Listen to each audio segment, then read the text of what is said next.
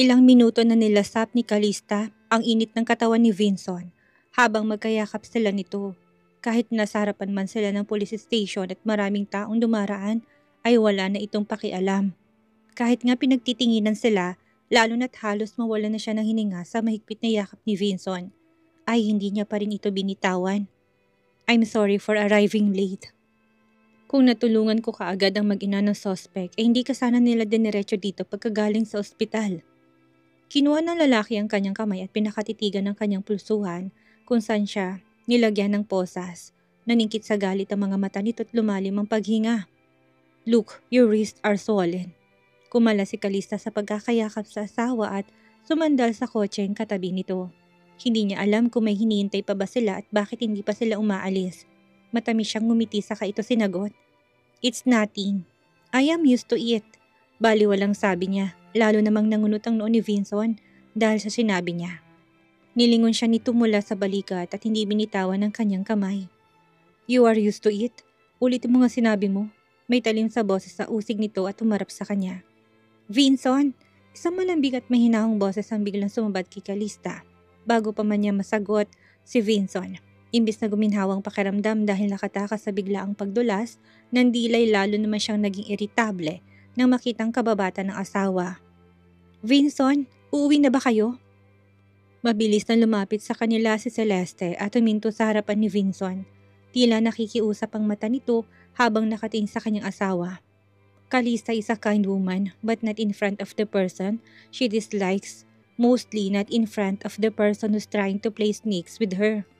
Kaya naman kahit na malambing na kinakausap ni Celeste si Vinson, ay hindi niya ito pinakitaan ng ngiti at nanatiling walang kibo. Bago sumagot si Vinson, sumulyap na muna to sa kanya na tila ba humihingi ng permiso. Na makitang hindi maipintang mukha niya, hinigpitan nitong pagkakahawak sa kanyang kamay at marahan pa yung pinisil bago nagsalita sa formal na boses. Yes, tipid na sagot nito. Biglang lumamlam ang mata ni Celeste at tumakbang pa ito palapit kay Vinson. At mga hawak ito sa malayo nitong kamay pero kagad na iniwas ni Vinson ang sarili. Calista could see the pain in the lady's eyes, but she was heartless. Hindi siya bumitaw sa pagkakahawak kay Vinson na tila ba inaangkin niyang asawa at ayaw ipahawak sa iba. Vinson, baka naman pwede mong pagsabihan ng asawa mo tungkol kay Shaira. Kilala mong kaibigan ko. Sabay-sabay tayong lumaki. Hindi basta-basta gagawin ni Shaira yung ginawa niyang krimen ng walang dahilan. Calista rolled her eyes in annoyance. Bilib na talaga siya sa kadramahan ng babaeng to. Hinintay niyang sumagot ang asawa at pasimplitong nilingon upang tingnan ko ano magiging reaksyon sa sinabi ni Celeste. Kung kaya ba nitong tanggihan ng kababatang nagligtas kuno ng buhay nito. Tumanim ang tingin ni Vinson at nagtagis ang bagang nito.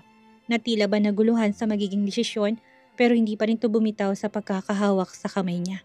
Natila ba doon humuhugot ng lakas para makapagdesisyon ito nang tamang hindi siya magagalit. Celeste, hindi lang iisa o dalawang beses na ginawa to ni Shaira sa asawa ko. Sa pagkakataong ito, kahit na pumayag man ang asawa ko, ako ang hindi papayag.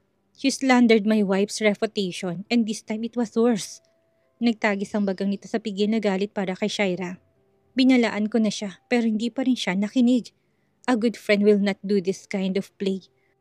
If she truly has faith in our friendship, kung hindi niya kayang tanggapin na si Calista ang asawa ko, ay wala na akong magagawa doon. Pero hindi ako magmamakaawa sa kanya para tanggapin niya kung sino magiging asawa ko. Yumuko si Calista at lihim ng ngumiti dahil may munting saya na bumalit sa kanyang puso. Ito ang unang beses na narinig niyang magsalita si Vinson kay Celeste ng ganun kahaba. Nang tumingala siya sa babae para tingnan ang mukha nito, ay namumutla ito dahil hindi makapaniwala sa sinabi ng kanyang asawa. Sige Vinson. Her cracking voice was filled with disappointment. Napayukputo upang itagong pamumula ng mga mata. Naintindihan ko, Vinson. It's good then. Bumaling to sa kanya. Let's go. Umalis sa pagkakasandal sa sakyan si Vinson at inalalayan siya na makasakay sa sakyan. Matapos siya nitong pagbuksan ng pinto, ito rin na nagkabit ng seatbelt at hindi nito kinalimutang nakawan siya ng halik na kinapula ng pisngi niya. Pinandilatan to ng mga mata ni Calista pero kininitala na siya ng asawa at gwapong-gwapo. Ngumiti bago umikot sa harap ng sasakyan upang sumakay sa driver's seat. Samantalang si Celeste na lumong balikat na bumalik sa sakyan ng kuya niya na nakaparada sa hindi kalayuan. Mabigat ang loob niya. Hindi niya matanggap ang pagtrato sa kanya ni Vincent ngayon. Siya dapat ang kasama ni Vincent ngayon katulad ng dati. Siya dapat ang kinakampihan nito. Gusto niyang sirain si Calista. Gusto niyang tanggalin ang ngiti sa labi nito kapag kasama nito si Vincent. Gusto niyang putulin ang kamay nito para hindi na hawakan ng lalaking gusto niya. Dahil sa kanya lang si Vincent. Sa kanya lang dapat. Habang nasa loob ng sasakyan ay tahimik siya at nirespeto naman yun ng kuya niya. Pero hindi siya nito hinayaan na kimkimin niyang matagal na sama ng loob at baka maapektuhan ang pagpapagaling niya. Rage boiled inside her and there was nothing in the heart to vent. But when she looked up and saw the necklace hanging as the car's decoration, meron yung hugis puso na lakit na nakabukas kung saan ay may larawan na isang batang babae at sa kabila ay ang ina nito. Lalong nagngit-ngit ang loob niya sa nakita. Matagal nang nawawalang mag-inang ito pero hanggang ngayon ay pinapahalagahan pa rin to ng Kuya Frederick niya. Kuya, bakit meron ka pa ring larawan na yan ni Chantria? Her tone was so sour that everyone that could hear her word scrunched their faces. Biglang lumamlam ang dating walang buhay na mata ni Frederick sa tanong ng kapatid. To keep memories. Hindi ko naman sila pwedeng basta kalimutan lang dahil pamilya ko rin sila. Napasimangot si Celeste sa narinig. Mabuti na lang at tahimik lang si Jerome sa likuran at hindi nakikipag-usap sa kanila. Dahil kung hindi ay siyang magpabunta na ng galit ni Celeste. Bakit kailangan mo pa silang alalahanin? Matagal na silang nawawala. Paano pala kung lumayo sila? Dahil may iba na silang pamilya. Sa sinabi ni Celeste, biglang dumilim ang mukha ni Frederick. Hindi siya naniniwala sa sabi-sabing iba na kaya siya iniwan ng ina't kapatid ay dahil sumama to sa ibang lalaki. Hindi siya sumagot at tahimik na nagpatuloy sa pagmamaneho. Hanggang ngayon, naniniwala siya na makikita niya ang ina. He just needed to collect her paintings and she would find the lead. Vincent, mahinang tawag ni Calista sa asawa habang naglalakad sila sa hardin papasok sa bahay nito. Nilingon siya nito mula sa balikat na nakaangat ang isang kilay bilang pagtatanong. Magkasalikop ang daliri nila at paminsan-minsan ay pinipisil ni Vincent na kinatuwa naman ni Calista dahil nagkakalapit ng loob nila. Gusto pa niya patunayan na gusto nga siya nito. Nakatulad niya kahit na mahigit na 1 buwan pa lang silang magkakilala ay nagkakamabutihan na sila ng loob. Pero hindi niya pa rin sinasabi ditong totoong nararamdaman dahil hindi pa siya sigurado kung may kinalaman nga ito sa pagkamatay ng kanyang ina o wala. Hindi kaagad sila pumasok sa loob ng kabahayan at tumambay sila sa hardin kung saan may maliit na kubo na gawa sa kawayan. Ang bubong noon ay pawid na pinagawa ni Vincent upang pagpahingahan ito kapag gusto nito magpahangin sa labas. Yun ang sabi sa kanya ng asawa. Malaki ang bintana noon pero dahil gabi na sinara yun ni Vincent. Malamig pa rin ang hangin ng panggabi na pumapasok sa siwang ng pader pero binuksan pa rin itong maliit na wall fan na nakakabit sa itaas. Pinaupo siya ni Vincent sa kama na may nakapatong na foam habang ito'y tumayo sa harapan niya. Anong gusto mong sabihin kanina? Are you hungry? Wait for me here. I'll ask someone to bring us food. Tinukod nitong palat sa magkabilang gilid niya. Saka tumungo upang magkalapit ang mukha nila. Mataman siya nitong tinitigan habang hinintay ang sagot niya. Sa sobrang lapit ng mukha nila, nalalanghap na ni Calista ang mabangong hininga nito. No, hindi ako nagugutom. I just want to thank you for saving those mother and son pairs. Kung hindi mo sila nailigtas, hindi ako sigurado kung makakalaya na ba ako ngayon. Umangat ang isang kilay ni Vincent at misteryosong humiti. Talaga? How did you know na ako nagligtas sa kanila? I didn't tell anyone besides my assistant and henchman. At hindi silang naghatid sa mag-ina sa presinto. Napalunok si Calista. It was a slip of her tongue, but she really wanted to thank Vincent. Paano ba niya sasabihin dito na humingi siya ng tulong kay Thor, na may connection siya para hanapin ang mag-inang kaso na unahan lang siya nito.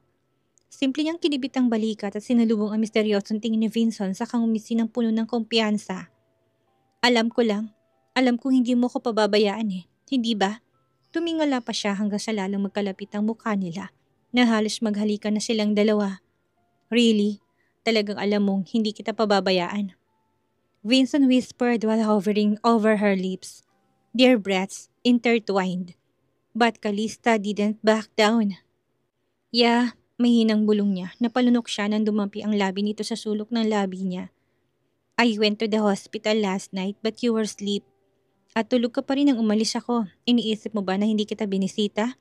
His lips touched the bridge of her nose before moving to kiss her head. Tumango si Calista.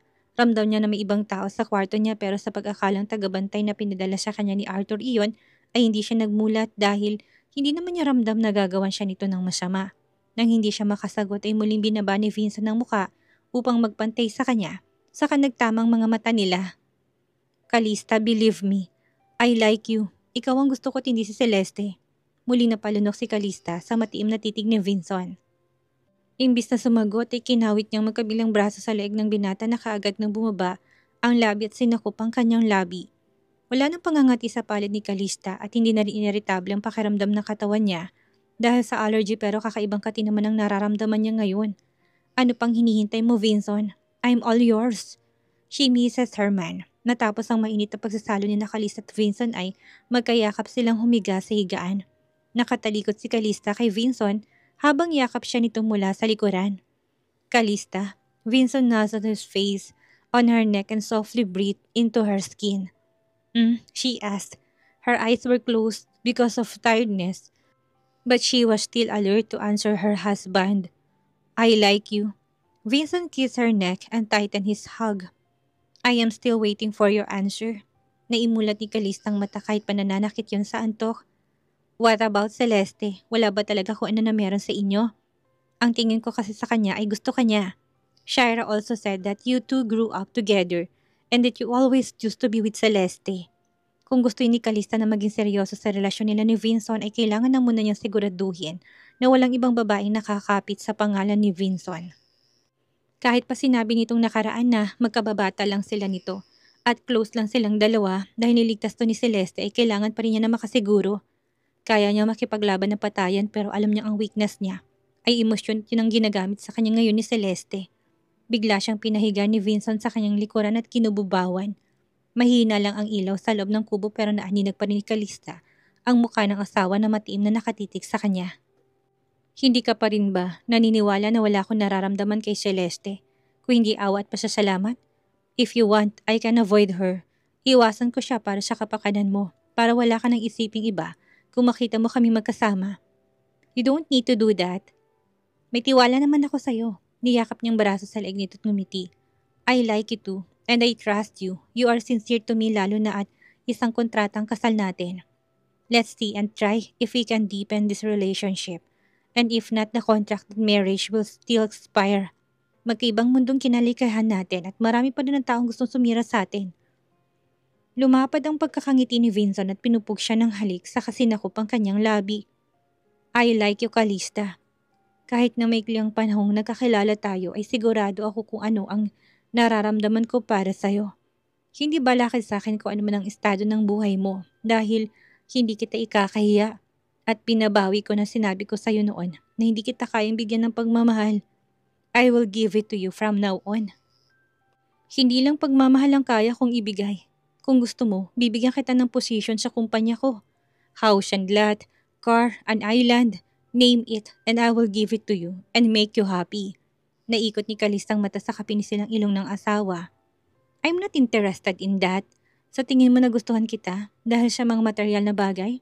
Nanginig ang balikat ni Vincent dahil siya mahina nitong pagtawa.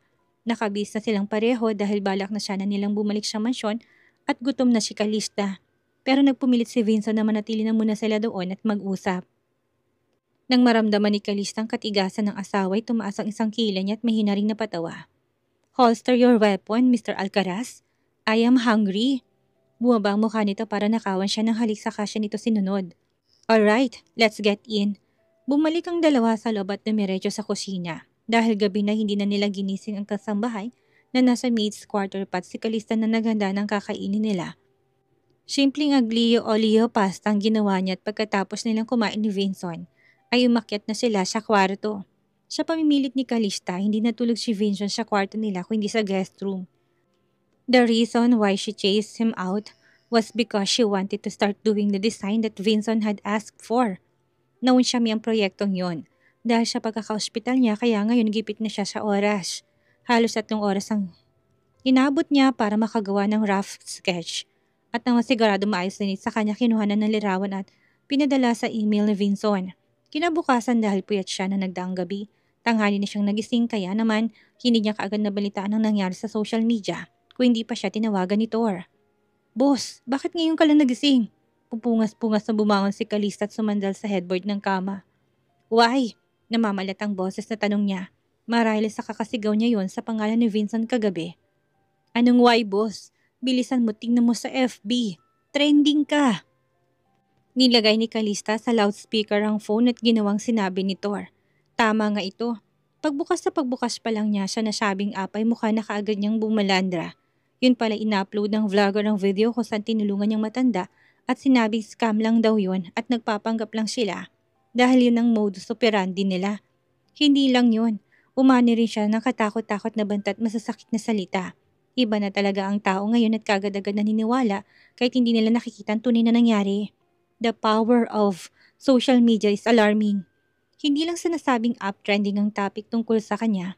Kahit sa ibang social media ay ganun din. Kinibit niyang balikat at sinagot si Thor. It's no worries. Hindi naman totoo yan. Ako nang bahala. Sabihin mo kay Via na nag-submit na ako ng initial draft ng building na pinapagawa ni Vincent at hintay niya na lang kamong reply. Balitaan mo ako kapag meron na. Yun lang at pinatay niya ng tawag dahil sa trending issue ay tuluyang nawalang antok ni Calista. Kaya't matapos magbihis, ay lumabas siya ng kwarto at hinanap ang asawa pero hindi niya ito makita. Kaya naman bumalik siya sa kwarto at inumpisa ng talent na medyo matagal niya na rin hindi nagagamit. Try to mess with the legendary hacker like me, ha? Let's see and dig who it is. Samantala, habang ang biday abala sa pagkiklear ng kanyang pangalan, ay abala rin naman ang kontrabida sa pagpapatahimik sa kampe. Isang magandang babae nakasuot ng pantalon, denim jacket at malaking black shades na natatabunan ng mga mata at malaking sombrero para lalong mag-itagong mukha. Nakaupo siya sa driver's seat habang nakababang bintana at sa bibig ay may nakalagay na nakasinding sigarilyo habang nakamasid sa lumat sira-sirang bahay sa kanyang unahan. Saka lang siya bumaba sa sakyan matapos ubusin ng sigarilyo at naglakad papasok sa sira-sirang bahay. Bitbit ang isang itim na bag na naglalaman ng pera. Sinipa niyang halos magiba ng pinto at dire-diretsong pumasok. Isang haggard na babaeng sumalubong sa kanya na labis na nagulat dahil sa biglang pagpasok niya. Napaismid ang babae at kitang-kita sa mukhang pandidiri. Nilapag niya sa saigang dalang bag at saka nagsalita. Eto nang natitirang bayad ko sa asawa mo. Sabihin mo sa kanya na sarado niya ng bibig niya at makakalaya rin siya kaagad. Habang abala sa pagtipang daliri ni Calista at hinahanap ang IP address na nag-upload ng video tungkol sa kanyang ilang beses na siyang pinadala ni Vincent ng mensahe. Kinukumusta siya nito kung ayos lang bang pakiramdam niya at kung may masakit ba sa kanya. Sinabihan rin siya nito na kapag gising na siya, magpadala siya dito ng message pero lahat ng iyon ay hindi binasa ni Calista dahil abala siya sa pag-hack sa account ng taong nag-upload ng video. Alam niyang hindi yan galing sa vlogger mismo dahil binalaan na ni Frederick na huwag magsalita. Yun ang sinabi sa kanya ni Jerome nung tinanong niya kanina. Kung sino man ang gustong manira sa kanya, isisiguraduhin niya na hindi magtatagumpay. Ang problema, nasa kalagitnaan na siya ng pag-hack sa account ng original poster nang bigla siyang tinawagan ng asawa. Sinulipan lang yun ni Calista pero hindi niya sinagot at nagpatuloy sa mabibilis sa pagtipa na para bang may hinahabol na script at kailangan ng isubmit. Nang mamatay ang tawag, hindi na muling tumawag si Vincent pero kasunod nun ay ang pagpapadala nito ng message na susunduin siya nito sa loob ng 10 minuto. Shit! Malakas na napamura si Calista at naihampas ang palad sa mesa sa labis na pagkainis.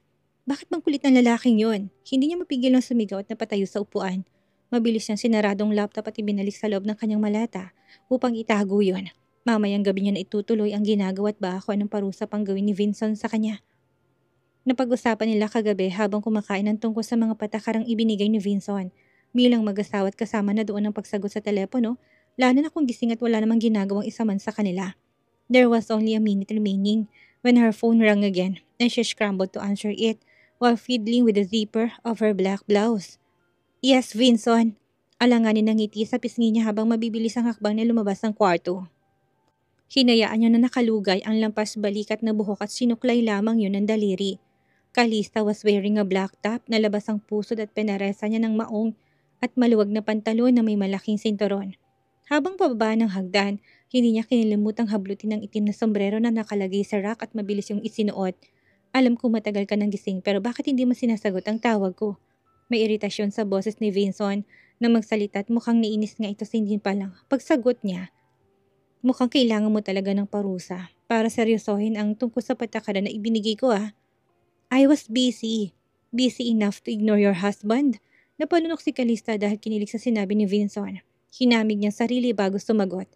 Yes, pilyang sagot niya. Alam niyang lalong mainis ang asawa sa kapilyahan niya.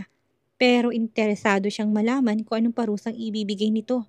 Biglang may bumusinang pamilyar na sa kanya sa labas ng gate kaya naman lalo pang binilisan ni Calista ang kilos at lakad takbo ang ginawa upang kaagad na makalabas. Kapag pinaghintay niyang asawa ay lalo lang itong manggagalaiti sa inis. Nang makalabas ng maliit na gate ay nakita niyang itim na kotse na pagmamayari ng asawang nakababang bintana sa driver's seat at nakabalandra ang mukha nito. Vincent was driving. Get in, mababa ang boses sabi nito. Walang kaig sa excitement sa boses nito at matiim siyang tinitigan bago nito nirolyo pataas ang bintana. Tinted ang kotse ng asawa kaya hindi niya makitang nasa loob. Nang makapasok si Calista sa passenger seat ay hindi niya pa nakakasuot ng seatbelt ay kaagad na siyang kinabing ni Vincent na sa leeg upang lakumusin ng halik. Marahas ang naging kilos nito tila ba pinaparusahan siya at hindi binibigyan ng pagkakataon na makaalma. Halos hindi siya makahinga nang tumagal ang halik nito kaya naman ang bilis na itong itinulak upang humugot ng malalim na paghinga. But it only gave her 3 seconds and Vincent kissed her again. Nang bumitaw to ay halos pareho silang nawala ng hininga. Answer your phone when I call you. Hinihingal na sabi nito pagkatapos. Calista rolled her eyes and leaned on her seat. Fuck, that kiss got me heated. That was smoking hot. Tahimik na sigaw niya sa sarili. Aminin niya man o hindi nagustuhan niyang halik na ginawa ni Vincent kaya hindi niya ito pinagalitan. Where are you taking me? Tanong niya na nakapagkuhan. Nakandar ng kotse at nakatutok ang mga mata ni Vincent sa kalsada. Wala na rin ang inis sa mukha nitong napalitan na ng pilyong ngiti. Inabot nitong isang palad niya sa kadinalayon sa labi tinalikan at pagkatapos ay pinagsaliko pang kanilang daliri. You broke the rules. I will give you a punishment. Nilingon siya nito at kinindatan. Nirapan to ni Calista bilang sagot at nanatili sa pagkakasandal sa upuan habang hinaya ng asawa na hawakan ng kamay niya. Hindi niya mapigilang mapagmasdan ito mula sa sulok ng kanyang mga mata. He looked so cool while driving and his handsome features really made her heart flutter in excitement. Mukhang malulubog na yata siya sa pagmamahal para kay Vincent.